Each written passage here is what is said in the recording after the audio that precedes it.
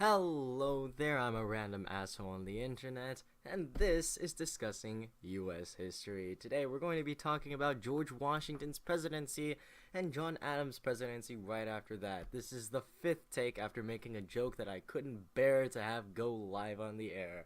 And so now, let's start with Congress. That stupid, lazy motherfucking Congress that actually wasn't lazy at the beginning because they were just started and they kind of wanted to get stuff done, seeing as we had a massive crippling debt and our government didn't really have any laws or didn't really do anything. That actually sounds kind of familiar, but they got to work, starting off with a Bill of Rights set up by the guy James Madison, and it passed pretty quickly, as in there's a bunch of amendments, but then two of them were thrown out, which was after Madison just wanted to straight up change the Constitution line by line, and everybody was like, fuck that, we're gonna make amendments instead.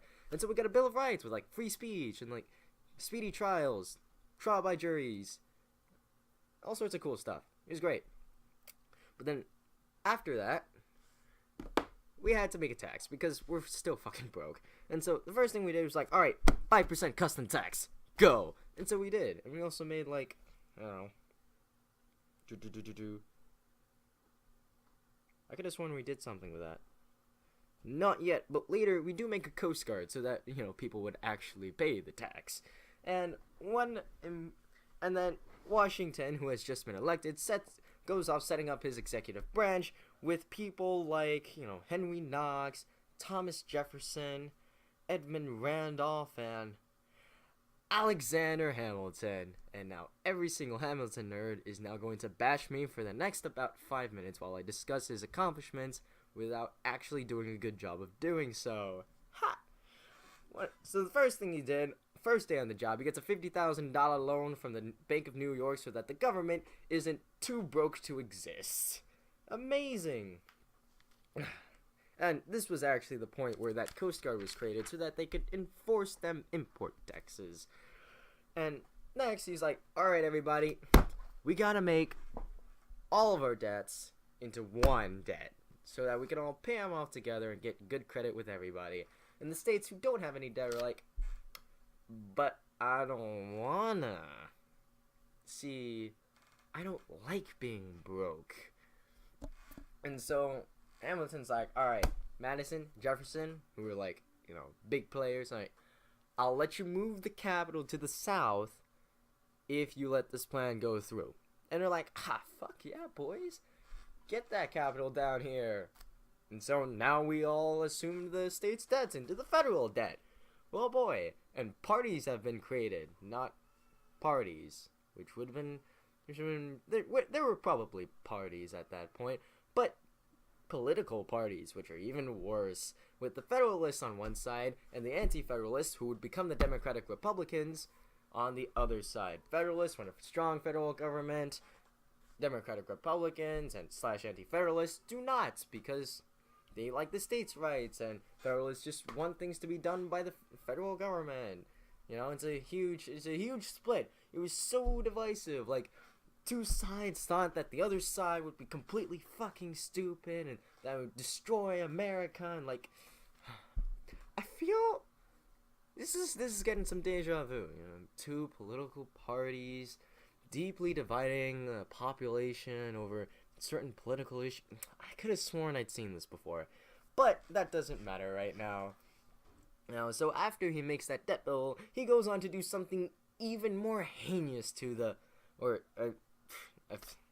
I don't even know why I used that word, but an idea that was even stupider to the South and the Democratic Republicans and he went let's make a national bank. And everybody else was like, but bankers are assholes. Why the fuck would I do this? And he's like, so we can make more money? And they're like, so you can make more money. But it was a close call. And it just barely passed Congress. And Madison's like, Washington, you motherfucker. I swear if you pass this is gonna be the worst fucking idea. And Washington's like, but I'm a really big fan of Lin-Manuel Miranda. So he signed that shit.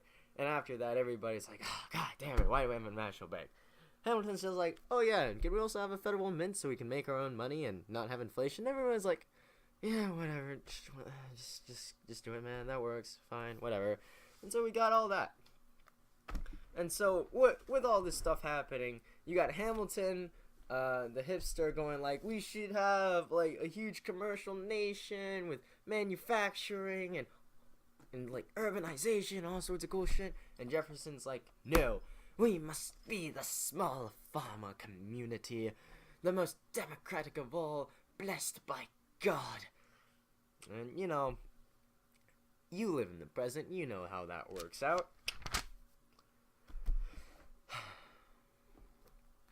And so, moving on from those two fools fighting about country visions and whatnot, we move on to, you know, George Washington, who's just like, okay, now we gotta do some things. We gotta deal with this shit. And he's like, I gotta make sure the country can support us. So he just goes touring around the nation, you know, talking to people, going everywhere, and everybody gets to be like, oh my God, it's George Washington, holy shit. You know, that really raises the morale and builds, you know, some more support for this new nation and his administration and shit. And that's pretty cool. You know, that's pretty neat. Oh, but there's also still Indians everywhere in the West, and we kind of had to deal with them. And so Washington's just like, get soldiers, deal with it. The first guy, General Josiah Harmar, failed. And then he's like, alright, try again with more troops. And this guy named General St. Clair tried it. And then all of his troops, including the female camp followers, got hacked, butchered, and tomahawked. And so he's like, you're fired. Who am I going to get to do this? And eventually he found this guy named Mad Anthony Wayne. And he's like, you're going to take even more men, and you're going to fucking deal with this before we turn broke. And he's like, yes, sir! Charge! And so, at the Battle of Fallen Timbers, he beats up the Indians with heavy losses, but also leads to the Treaty of Greenville, which kicks the Indians out of the Ohio Valley lands and lets the Americans come in and take over, which is, you know, pretty lit. There was also this whiskey tax coming up from the fact that Hamilton's like, we need more money. And Jefferson's like, you need more money. And Hamilton's like, no, but we actually do need more money. And so they're like, and even James Madison supported this whiskey tax because it's like, it's a sin tax. Who the fuck would drink so much that a whiskey tax would affect them? Well, it turns out there's a bunch of Scots-Irish Presbyterian farmers that it's not a sin to drink a lot, and in fact, it's part of the culture.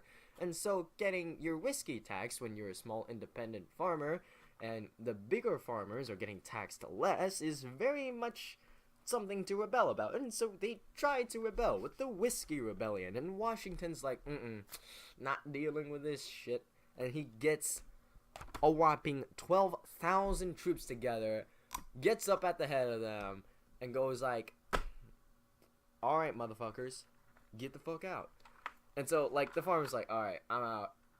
Alright, cool. And Hamilton, like, he wants blood from these guys. He wants them to be skewered, shot, or hanged on the first tree. When Washington's just like, you motherfuckers better shut the fuck up. And so they did. And, you know, after this amazing first term, Washington's like, alright, I just want to retire. Oh my God, I led a revolution. I led a country for 4 years. I'm done. I'm tired. Let me have a break. But then the French Revolution happened. And Washington's like, wait, no, I gotta set some precedents over here too. And so, at one point, and so obviously he got reelected unanimously because he's George Washington. Of course he was elected unanimously.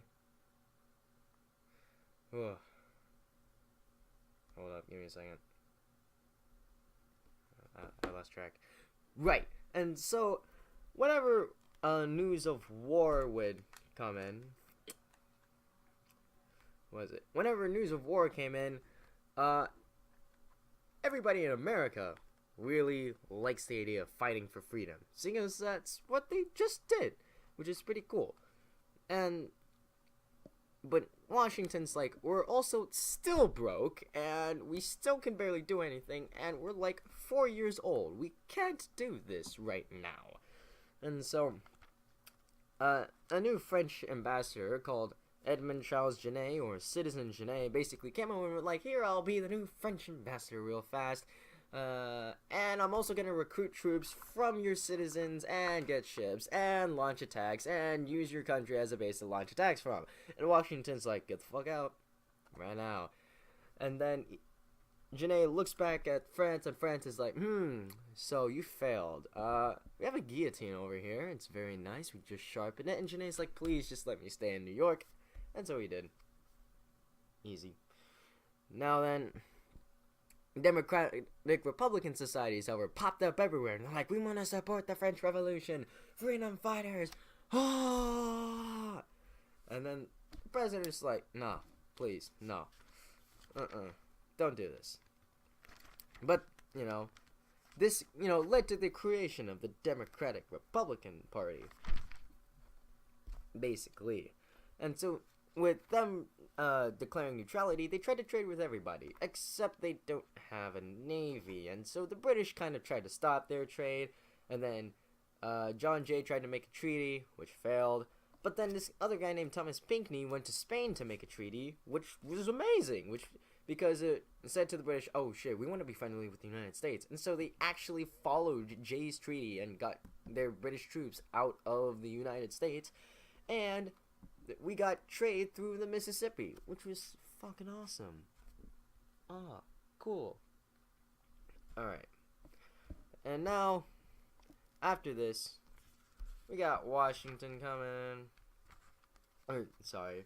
And now, after all of this, Washington went like, alright, I can finally fucking retire.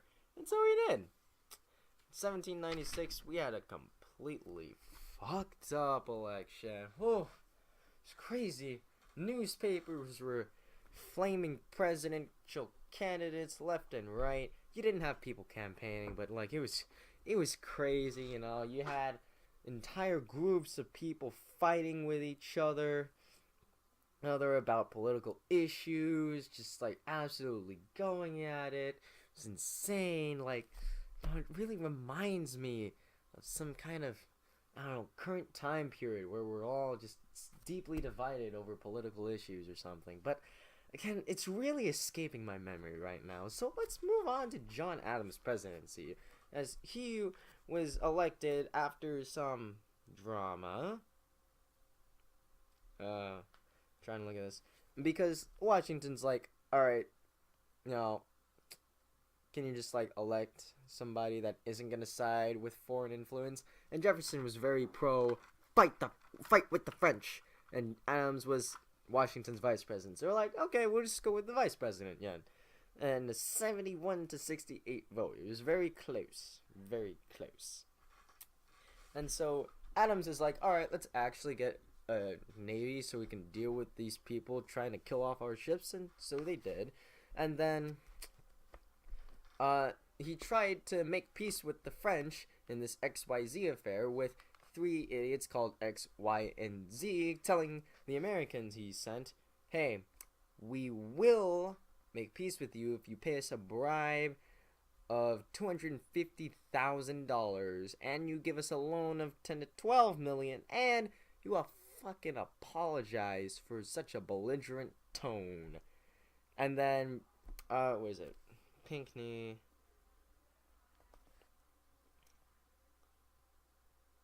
Which Pinckney? I can't see it.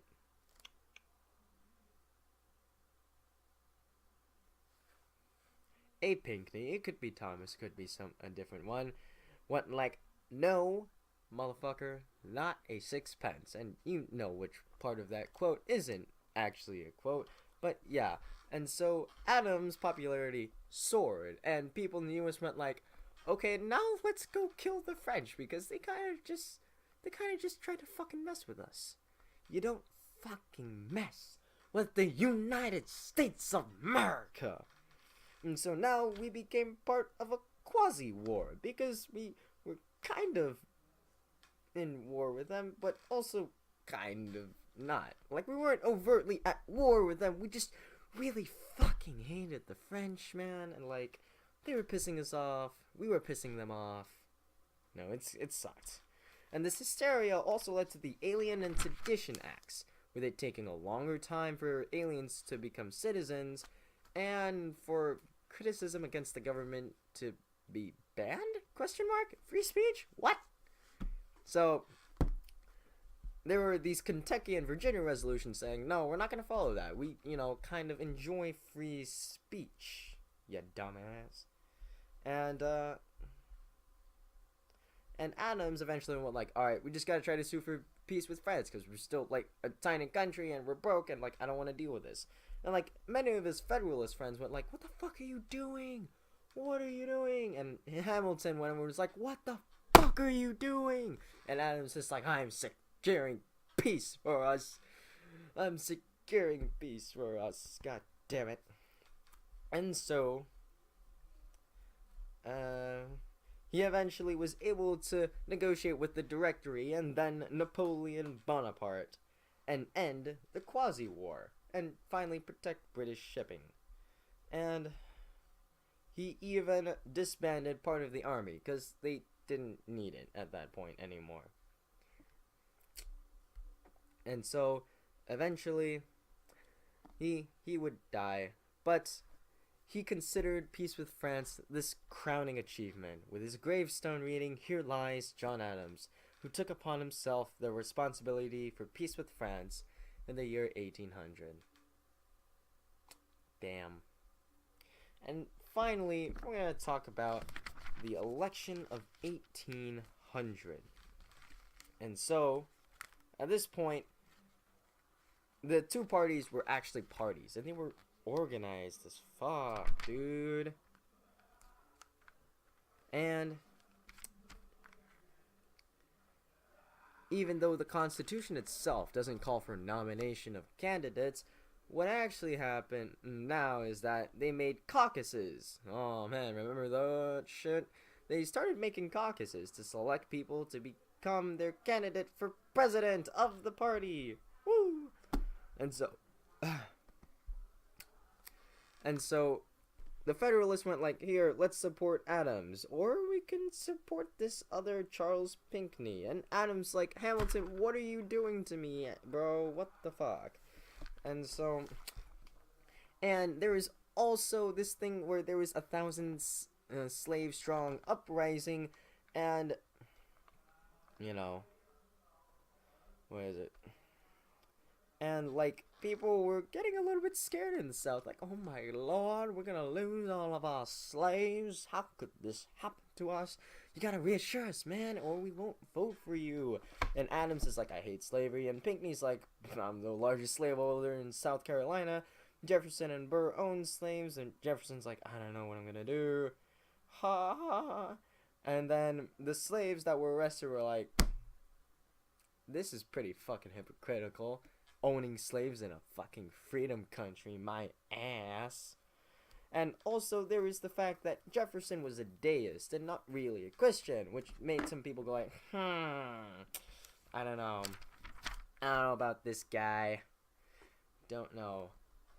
But, and also people openly campaigned for the first time in the second or third election ever, basically. So, third or fourth? It's one of those two. You can do the math. And eventually, the Democratic Republicans, being so well organized, got people, all of them electors, to vote for Jefferson, Thomas Jefferson, and Aaron Burr, who were their candidates. But here's the problem. The system was set up so that the people with the most electoral votes would become the president, and the one with the second most would become the vice president. But they fucked it up. So the electors gave both Aaron Burr and Jefferson 73 votes each. Now the House of Representatives gotta decide who wins. And so, eventually, our good old friend Alexander Hamilton went like, guys, can't fucking trust Aaron Burr. I don't like Jefferson, but Burr is even worse. And so eventually, Thomas Jefferson was elected. And that is the end of what we're going to talk about today, because I'm fucking tired.